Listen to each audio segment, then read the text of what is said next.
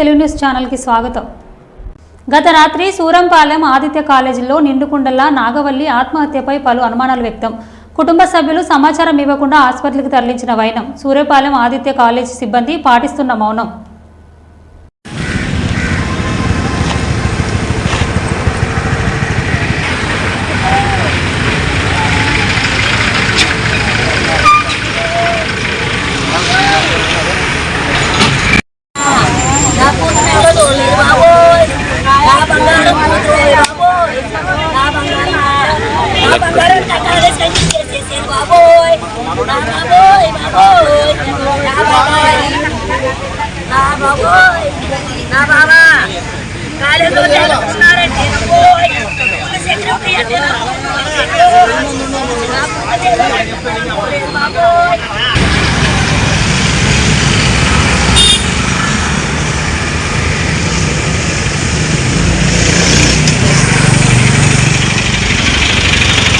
Incoming call.